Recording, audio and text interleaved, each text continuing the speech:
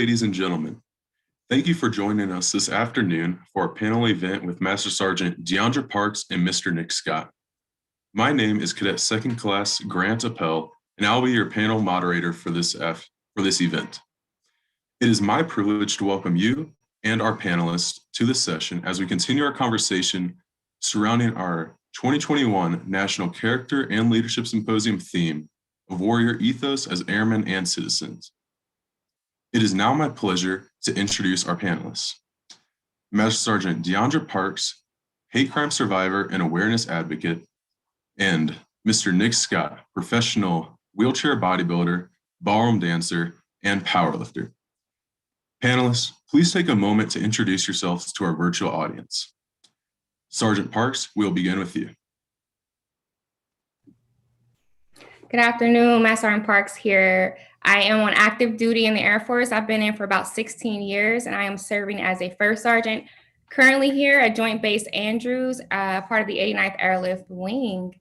A little bit more about me. I have a little kiddo. I call her my crumb snatcher. She is 20 months, going on 20. She's my heart, my soul, my everything. I am born and raised in Cincinnati, Ohio. I am a Bengals fan. Like I said in my talk, my family are a bunch of bandwagoners, especially my dad being a Steelers fan. He's not loyal at all.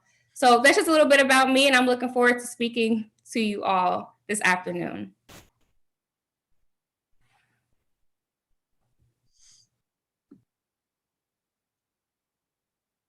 And Mr. Scott? So I'm a two-time world powerlifting champion. My max was, but I did that back when I was 19 years old, 450, when I weighed 171 pounds. I was curling 180 pounds, but I lifted a lot more after that. But I'm also a professional wheelchair bodybuilder. In 2011, I beat all the amateurs around the world. In 2014, I beat all the professionals around the world. I'm the one that turned wheelchair bodybuilding from an amateur sport into a professional sport. I founded Wheelchair Bodybuilding as a 501c3 nonprofit in 2008. I took over the whole sport of wheelchair bodybuilding, and I'm the wheelchair bodybuilding chairman. I own wheelchairbodybuilding.com, and I retired in 2015 to be the voice for the sport of wheelchair bodybuilding for the NPC and IFBB Professional League, which that's the same bodybuilding federation that Arnold Schwarzenegger hosts his show, which I am the chairman of his shows as well. I work for Arnold Schwarzenegger starting in 2016, as well as I'm the director for the wheelchair bodybuilding at the Olympia, which Arnold Schwarzenegger won 7 times. So I help athletes become the best they can be in the disabled world on a professional level. I got the wheelchair bodybuilding is the only sport in the world that disabled athletes are on the same stage as non-disabled athletes. And if you didn't see in my presentation, when I was 16, I was in a car accident. My left front tire blew out. I rolled my vehicle 5.5 times. I was ejected from the driver's side window. My own car kicked me in the back, broke my back, damaged my spine, and the doctors diagnosed me as a T12L1 incomplete paraplegic, which I'm paralyzed from the waist down. I got borderline suicide. My weight went up to 300 pounds. So I turned a tragedy into a triumph. And another note, I'm a professional wheelchair ballroom dancer. My dance partner, she's not in the wheelchair. We ballroom danced for over 10 years. We did performances for Arnold Schwarzenegger, Dancing with the Stars, Pope Francis. We've been in TV, commercials, and much more. But that's just me in a nutshell. I thank you, panelists. We'll now start our moderated portion for the event, which will be followed by an open question and answer time. Audience, we ask that as you listen to our discussion, you ask questions using the Zoom question and answer feature at the bottom of your screen. Towards the end of our session, Cadet Third Class Nia Martinez will look over them and ask our panelists. Panelists, our first topic of discussion will be how to deal with the situation that you're given. You both had a life-changing circumstance that could have ended with you losing your life. How do you pick yourself up from an event like that and continue to move forward? Mr. Scott, we can start with you on this one, or whoever's ready. I was going to let the ladies go first, but we'll start with me this time then. Ladies go first always. So where do I go from? So I realized after my accident when I was 16 and when my car went in the ditch, and it hit and it rolled 5.5 times. I was rolling, it ejected me on the driver's side window. But when I was going toward the ditch, so in a nutshell, if you didn't see my presentation, so I was going to football practice when I was 16. It was 1 week before my junior year of high school, 16 years old, 11th grade. I just got on the bridge. My left front tire blew out, so I pulled to the right, and I just got on the bridge. I went toward the railing. I didn't want to hit the railing, so I pulled to the left. When I went to the left, I went to the other lane. I saw a woman come toward me. I didn't want to hit her or harm her, so I pulled to the right. So I went to the right side of the railing. Again, didn't want to hit, so I turned again. My vehicle went sideways like this. I went toward the left ditch. As I was hitting toward the ditch, I knew it was going to hit. The ditch wasn't deep. It was a slight slant like that, but I knew it was going to hit. I knew it was going to crash. So all I could think about was close my eyes and lose my grip. And I said to God, I'm in your hands now. And I hit. The car went around in circles 5.5 times. I was ejected about a third of a football field. And long story short, it left me paralyzed from the waist down. So how do I move forward with that? So some people in the wheelchair and that are paralyzed, they hate their lives. They're thinking, I would never get in a car again. I will never drive again because it's too scary. Well, if that holds you back, if that fear overcomes you, you're never going to live your life. So you're going to let life pass you by. There's nothing wrong with that. If you want to stay in your room and be fear, and that's the life you choose, that's a choice. But this is where you got to accept and face your fears, because that's where, the greatest fruit is just to face the fears, and you just got to do it. Like what's the worst that could happen? Like, well, I could die. Well, at least you live your life to the fullest extent versus letting fear cripple you inside. But some people just can't overcome that. And a lot of people do. And I've seen people 30, 40 years, they could never overcome that. But look at all the stuff I've done. Like, I had to overcome that. I get on the planes, I travel by myself. It's no big deal to me because I choose. The step one is just facing your fears. And if it's really hard, you gotta seek help. Look, YouTube, Google, find things. As long as if you can baby step that toward that, then you realize, and don't think of the fear itself. You got to look at the outcome. Why are you doing this? Well, I need to go to the gym. Or are you going to be dependent on people because you're too scared to drive or get in there? Or are you going to face your fears so I can go to the gym? Well, competitions in different states, different countries. I will never be able to do that and lead by example if I let this fear of getting back in the car. So I just look at the outcome, which is I need to do this in order to overcome this. But my why factor is my mom, because I do it to make her proud. So the ultimate why factor is I did it because I wanted to be the best to make my mom proud. You have to define why you do it in the first place. Thank you, sir. Yeah, that's definitely a very important lesson, that we can't let fear just define our lives.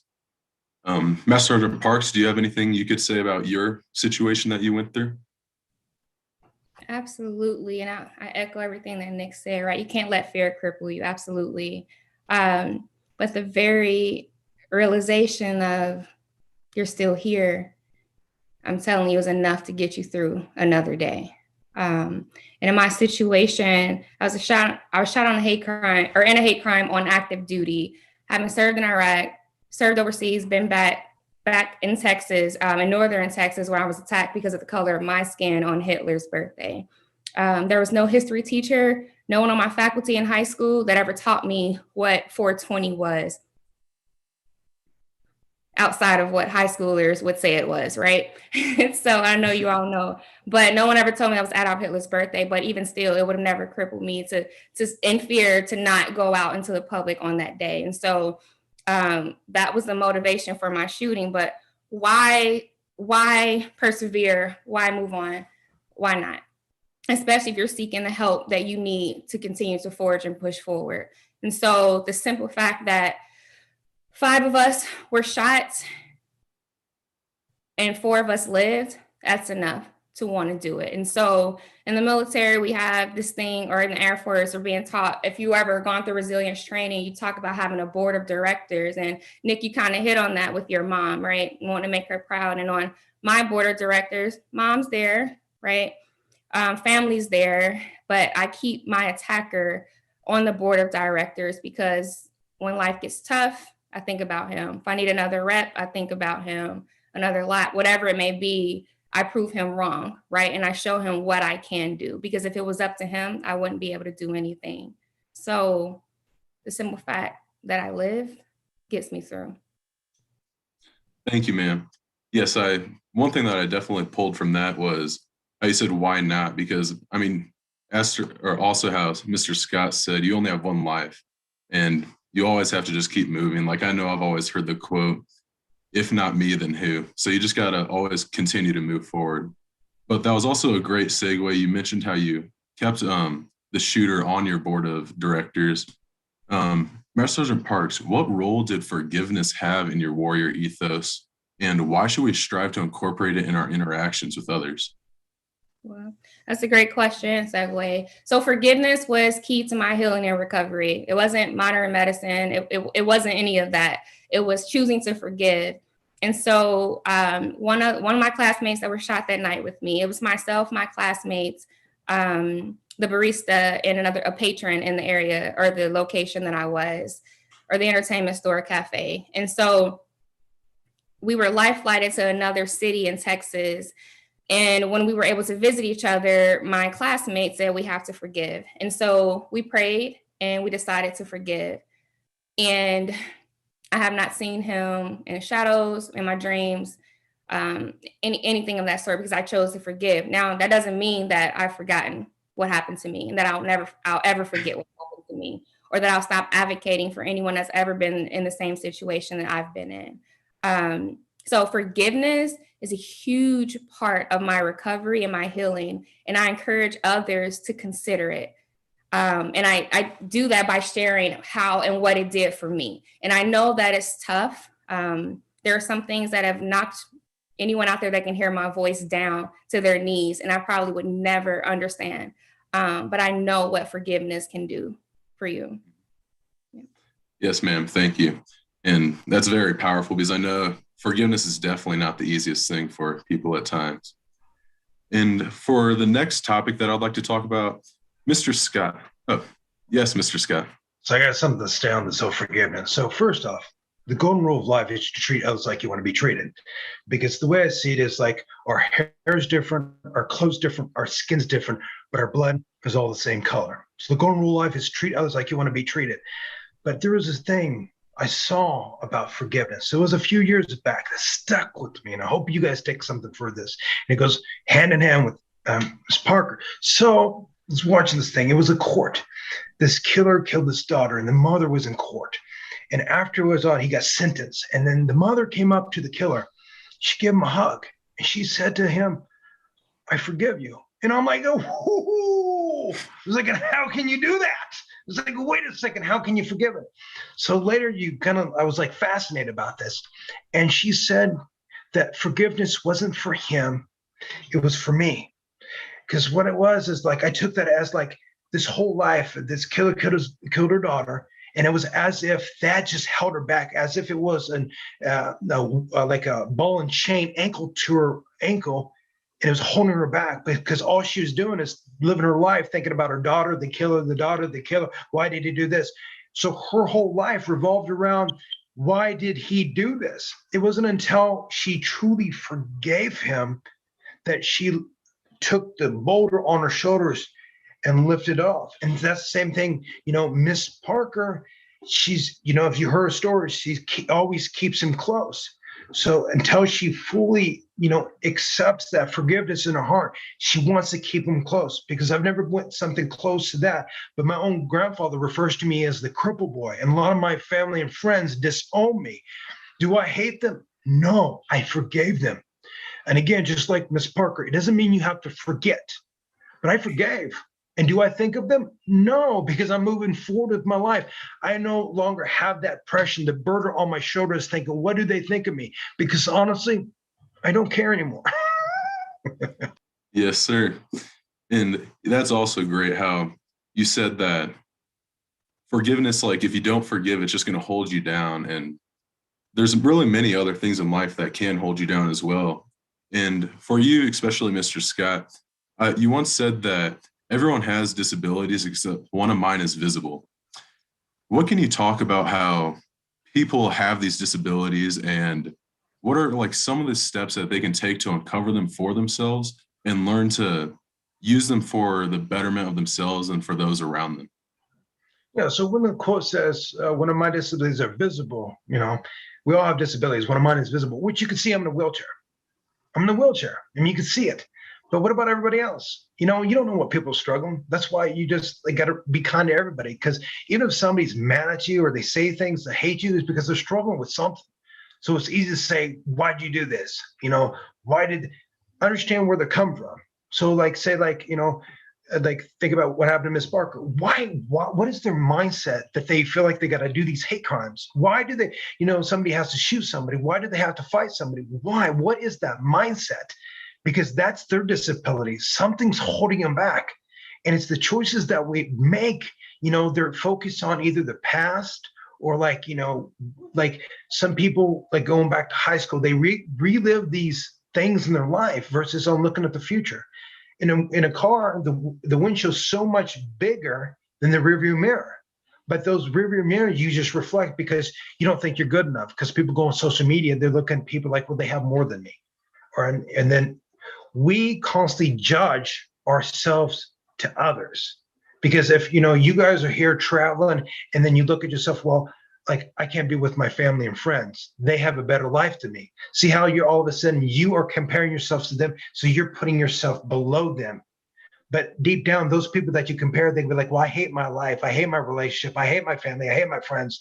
So deep down, you're constantly judging yourself to theirs. On social media, it's nothing but a highlight reel anyway. And the reality is, how do you actually overcome these disabilities that's holding you back? Again, you got to define why you do what you do. Like you got to ask yourself, what was Miss Parker's mindset to overcome this? Because she had to face this head on because here she is, like this hideous hate crime. But what was it? Think about it. What was it? What did you do? It's a why factor. Same thing with Grant. What was his defining saying, like, what he's going through? Is he struggling with his courses or what's his future? Same thing with, C3C, however you pronounce her name over there. She's just right there in the corner. I see her. Like she has a story too. We all have stories, but like, what is it that's holding us all back? And once you realize that, it's just these stories that we tell ourselves, because in reality, there's no such thing as good news or bad news. It's just news. And it depends on which way that we determine. And that's really the key. It's just a perspective. It's a mindset. You got to choose. Yes, sir. Thank you. Because that definitely is important that no matter what you are going through in life, there's definitely always a perspective to it. And I know for both of you, I assume that the perspective that you had about your situation at the beginning really wasn't the brightest. And I know like both of you probably had days that you really just didn't want to get out of bed or want to keep moving on. What factors in your life and how did you decide to eventually get up and continue to move for the purpose that you've like found for yourselves? And that'll be open to either one of you, whoever wants to speak to that. Thank you. As I talked about in my session, sometimes I knew that I lived for a reason. Sometimes finding my purpose, it was a struggle. And I needed my support system around me to remind me of my purpose quite often, and still to this day. In doing so, and in remembering what your purpose is and living through your purpose, for me, I found that it's people, right? People are my passion, my purpose, and doing things, giving back, reaching back, most definitely allows me to live out my purpose. I will tell you that it has most definitely been a bumpy road. It'll be 11 years in April.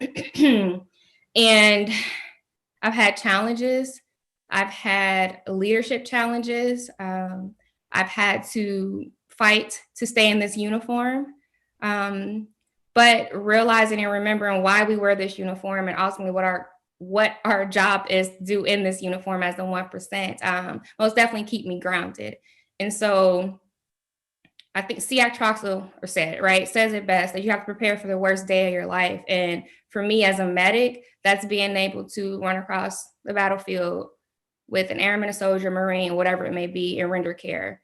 And the day that I'm unable to do that, then I know that it's time for me to transition. And so making sure that I have leaders in my realm that empower me to be able to do that and keep me purposeful, whether it's in this uniform or not, is key to me. So the tough days are usually brought about because I'm in my own head or I'm comparing myself to someone else, which is probably the easiest thing you could ever do, right? But when you realize that what's in your control and what's not in your control, and you continue to focus on your purpose and your passion, wherever you land is exactly where you're supposed to be. Yes, ma'am. Thank you. Because that's definitely very important that everyone needs a purpose that they can hold on to during those times. Mr. Scott, do you have anything to add to that about how your purpose helped you through? Yeah. So what do you happen when you're depressed? So I call that a day off. So I work day and night, 7 days a week. When I get depressed, I was like, you know what? I'm just going to lay in bed, watch a movie, clear my mind, and refocus. So that's what I do. But at the same time, a purpose gives you a bigger meaning, because I run the sport of wheelchair bodybuilding all over the world because I'm constantly busy. So if you find yourself depressed and you don't feel like you have value, do more things. Volunteer yourself to the animal shelter, to the homeless. Volunteer your things that you like. And then when you realize that, you're going to find yourself doing more things, busy. And once you get involved with more things, it normally will open another door to do more things where you could travel, and then you can get your family, your community, your friends, whatever it is. But you got to understand why you're doing it. It's all about the purpose. So let me give you a hardcore truth about purpose. So imagine you're hiking, you see these stories, and they fall in this crevice and their arm gets locked in the boulder, the rock, right? And then all of a sudden they can't get out. They decided to hike by themselves and they're stuck. So now, the days going by, they're getting hungry, they don't have nothing to drink, they didn't plan. So now their arm's stuck. So how are they going to get out of this? And they realize they're stuck. And then second day goes by, the third day, and they're getting desperate. But you see that, you hear these stories that they have their knife. But then you ask yourself, they end up cutting off their arm. You see where I'm going with this. But then it's like, what is the mindset? Why? What is it? There's that factor, that question mark. What is it that they got it where they cut themselves in the arm? And that's the perspective. That's the purpose. That's the why factor. Because what happens when you get desperate like that, you don't think about yourself, because if you got like a little knife and you're like, you stick it in yourself, you're like, this is going to hurt. I don't want to do that. I can't do that. I'd rather just die. But the mindset is the most powerful thing, because you don't think about yourself. You think, okay, if you got kids, you think about your daughter, your son, going, to graduating, the holidays without you. You think about your loved ones. You think about the things that you don't want to miss. And you think about like all these things that you're going to miss out if you die here on the rock, and your family needs you, your loved one needs you, and you need to be there for them. You need to be there for them. So you do whatever it takes to be there for your family, your loved ones, your daughter, and then you find the purpose, why you did it in the first place. That's why the why factor is the most powerful thing that will drive you, to give you the motivation to stay through whatever challenges you do. And if you don't have the why factor, you won't have the fire, you won't have the energy, you won't have the mojo to keep going forward. Thank you very much, sir, for that great response. The last question for the moderated portion of this event is, besides having your individual why factor, what can each of you speak to the importance of having other people in your life helping you push through, whether it be a mentor? Mr. Scott, you said your mother, and so did you, Sergeant Parks. Your mother helped you through different times earlier. What was so special about them, and how can us in the audience emulate whatever made them so special so we can be that great of a person to other people ourselves? Sergeant Parks, would you like to speak to that? Absolutely. As I've shared, most of my mentors don't look like me. And the reason why mom's getting all that credit is because she's mom. And if I didn't give it to her, then my dad would have to hear it. So mom's up there and she'll let everybody know that I'm doing great. That's why she's on my board of directors. But again, not all my mentors look like me. And that's done purposely, right? But in saying that, who I set out to make proud are those who have believed in me when I didn't believe in myself.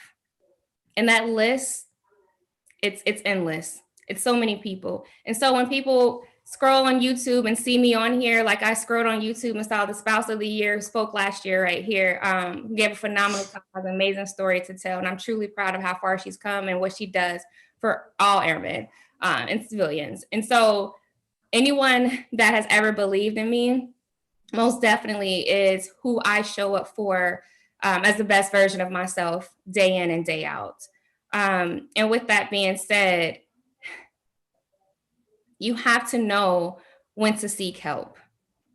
Nick and I we're conveying our stories perfectly. We talk about depression. You're absolutely right. You take that day off. You do that. Me, the bad thoughts that go through my mind, it's like a car going round and round, and my mind is a highway. And I've earned that right to flag that car down and hop in there and go with those thoughts. But as long as I know when to get out, right? And that's something that I've had to learn to do, had to teach myself to do. But it helps me to process how I'm feeling and how to get through it, right? Because it's kind of easier to get through what you're going through rather than to ignore it. So again, the people I make most proud are those who believe in me. And you ever find yourself in life like, I just need a change. I want to get out of here. I want to do something new. And throughout my career, I felt that way. Most definitely growing up, I felt that way. But then people started giving me chances. It's like, we're not going to change your environment. I'm not going to take you out of here, but I'm going to give you a chance to lead at this capacity or sit in this position and give you a different view from where you are. And so those who've given me chances, those who've believed in me, those are the people that I'm out here making most proud. And Mom. Yes, ma'am. Thank you so much. And Mr. Scott, did you have something you would add pretty quickly so we can move on to the question and answer after this? Oh yeah.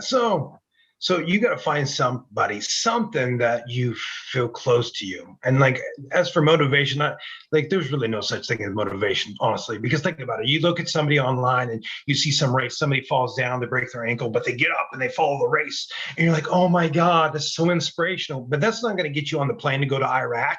You don't do it because like, ooh, this inspires me. You do it because you have a purpose, a meaning. And as for like anybody I look up to, I don't really look up to anybody. I just want to make my mom proud. My mom came from Germany, and she struggled. It's like, that's such powerful to me. And I do look up to my mom because if she can do anything, that's what it comes to. But she's my rock.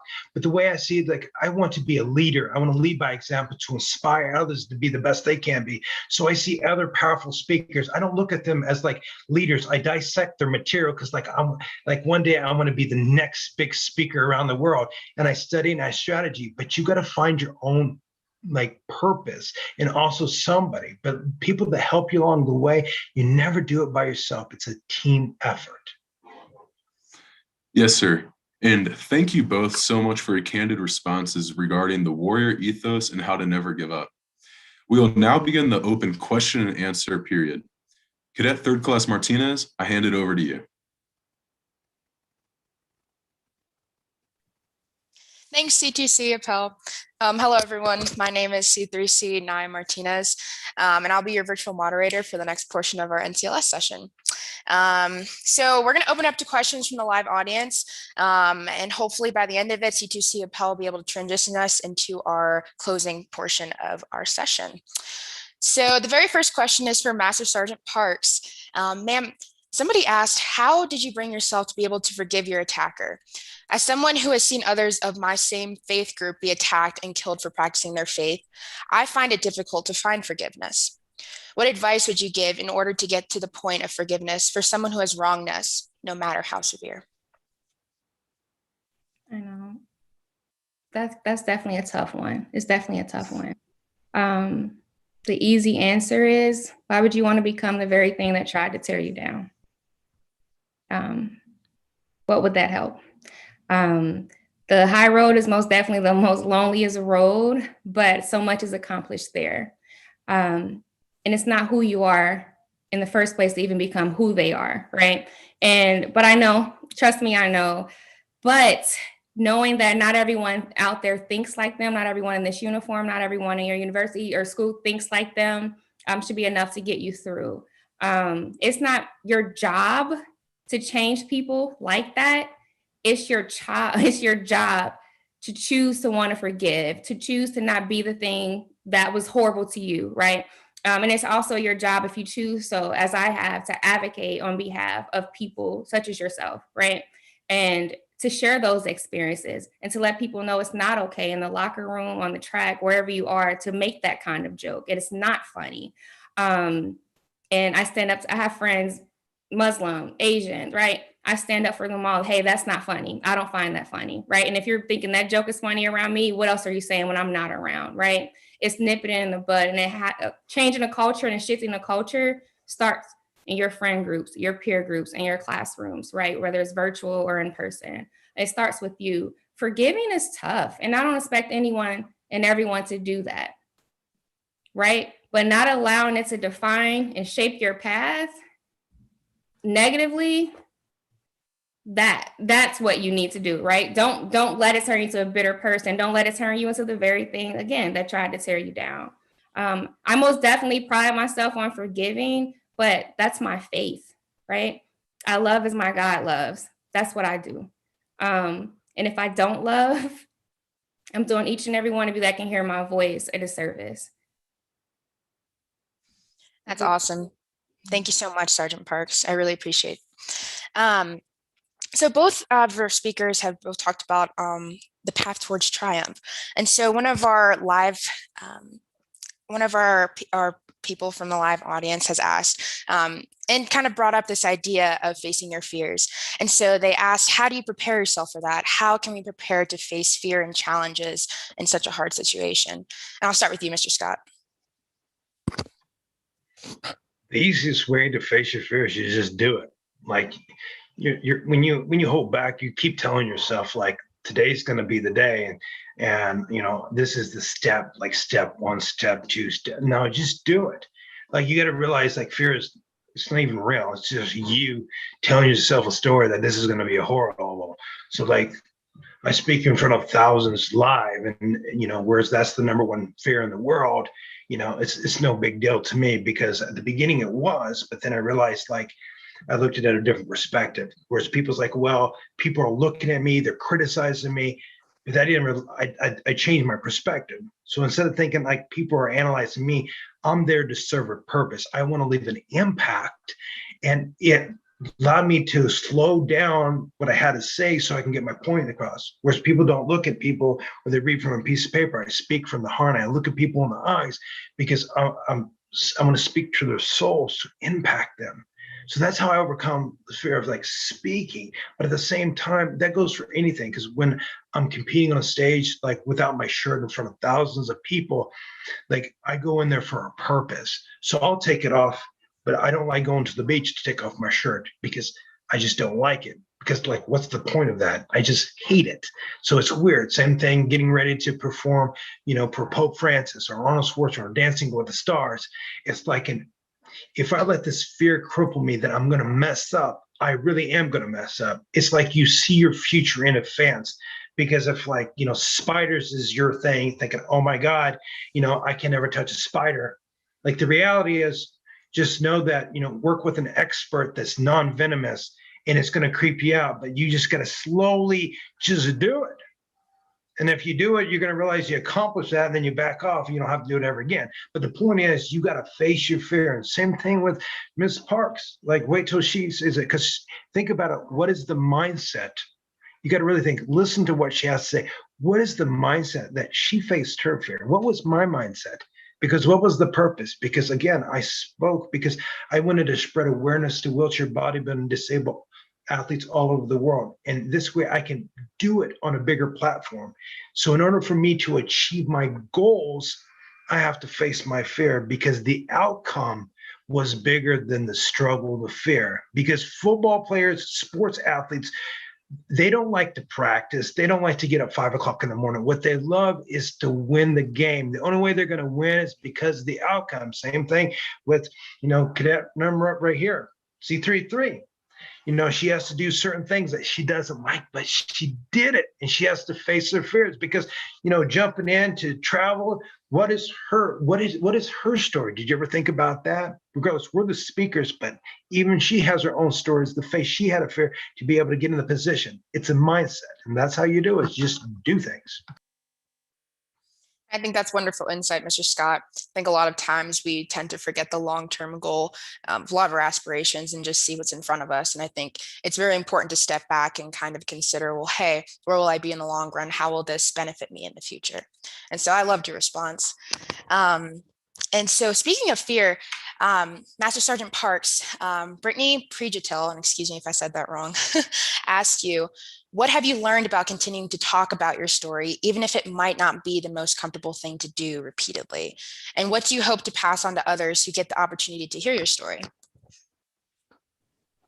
Thank you. Great question. But just real quick on fear, it's not necessarily a bad thing. It keeps you human, it keeps you humble, right? It lets you know that your gas factor is there. You know what gas is? Google it, because I don't know if I can say that here. But it lets you know that it's still there. So what I've learned by sharing my story is a lot about me and where I'm at. You ever did a personality test and it told you that you're an orange or gold? I'm not sure if you all are doing that. You're laughing as if I'm sure you have, right? It's Air Force Academy. But then you do it again at another point in your life and you're a green. You do it and you're a blue. And I'm just like, no, I'm a gold, I'm an orange. No, it depends on where we are in our life. When we do that test, we take that personality test and what we're head up against, right? So in sharing my story, I've continued to learn a lot about what's important to me, what matters the most, what's not so important to me, some things I need to adjust, right? So every time I tell my story, like Nick said, you don't read from paper, I just tell it from the heart. Because I want to make sure that everyone that hears my voice walks away with something. And today, right, sharing my story, what do I want you all to walk away with? I just want you to assume the best in each other, in those that you lead. Assume the best. The truth is going to always come to light, right? But assume the best when it comes to their lives, their careers, your friendships, your relationships. So again, I learned different things about myself when I share my story. And I know, Nick, I've gotten to this point in my journey where I feel like, do they really want to hear this again? Or it's gotten very uncomfortable depending on the state of our country, right?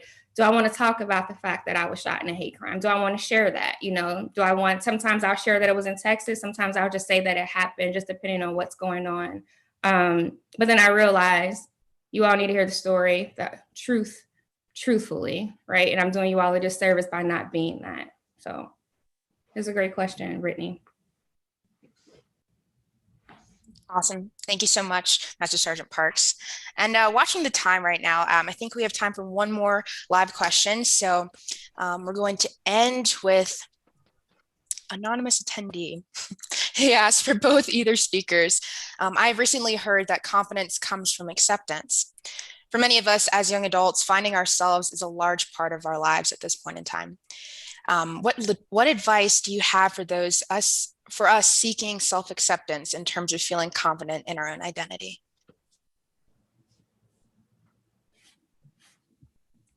I'll start with you, Mr. Scott.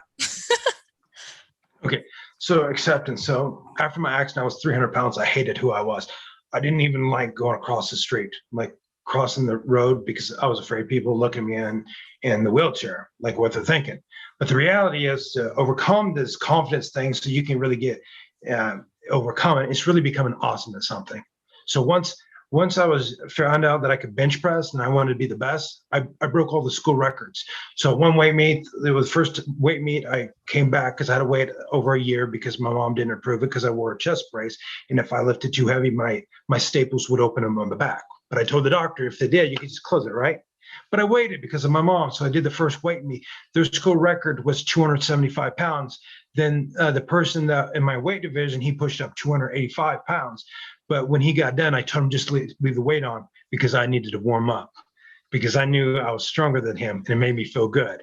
So that weight meet, I pushed up 350 pounds. And when I did that, I really breathed heavy and I go, oh, I made a lot of noise because now I wanted people to look at me, because when people look at me, it made me feel good because I was better at them and I knew it. So once you know that you're amazing, it's like a spiral effect. And that's what it comes down to. That's where I wear the sparkly tie, the championship, the promoter ring, and I work for Arnold Schwarzenegger, because people are not going to believe in you if you don't believe in yourself. And the only way you can believe yourself if you do things and you do things be amazing. Don't just do average, do an top notch. Arnold's not going to support me if I don't believe in myself. And if I hold myself at a lower level, if I don't look the part, people's not going to believe in it. So first, you just got to be amazing at something. I don't care if it's gardening. I don't care if it's Pokemon collection. I don't care if it's fishing. You just be amazing at whatever. That's you, and never change you. Awesome. I think that's great insight. And optimism and confidence, I think, definitely go hand in hand. Your thoughts, Master Sergeant Parks? Self-acceptance, it's easy to say to just do it, right? It comes from those around you. I came out as lesbian in high school, and it was tough. It was tough in high school, but it was okay at home. And the only reason my family brought it up to me is because they were tired of finding love letters in the washer and dryer, right? From girls who I said was my friends or teammates, right? And so coming out was easy for me. My coming out story is the funniest thing ever because it's like, of course we knew, you know? But I know not everyone has that story. And the Air Force didn't have that for me when I enlisted in 2004. I enlisted in a time where it was don't ask, don't tell. And so I couldn't be myself. And it was tough. It was tough. And I know several friends that separated from the Air Force because they just couldn't tough it out. They wanted to love who they love out loud. And I'm huge about loving who I love out loud now. But loving who I love out loud, I was not going to allow that to get in the way of me serving my purpose. And that's being part of this 1%, right? Someone asked about, I have a daughter, I have a child that I conceived through donor conception on my own. So I'm a single mother, literally by choice, because I always wanted to be a mother. And the Air Force has allowed me to do just that. And like I said, she's 20 months old and she's my entire world. And she shapes the way that I think, I live, I breathe, and the way that I handle the careers of other people and the lives of other people. It's something about those children that make you realize it's okay to be a little softer. It's okay to love a little harder. So that was a great question. Self-acceptance, it all depends on who you surround yourself with. You have to make sure you surround yourself with the right people if that's what you're looking for. And that's totally okay. Well. Awesome. Thank you so much to the both of you. I really appreciate your time this afternoon. We're going to transition back to C2C Appel. Thank you so much. Thank you both so much for all your responses, and also thank you, Cadet Third Class Martinez. Sergeant Parks and Mr. Scott, we appreciate your willingness to share your perspectives with us. Your unique backgrounds and individual experiences have enriched our view on the warrior ethos and what it means to be future Air and Space Force officers. As a token of our appreciation, a commemorative plaque is on its way to each of you. We hope you will remember our time together as fondly as we will of you. Ladies and gentlemen, this concludes our NCLS event. Thank you and have a great day.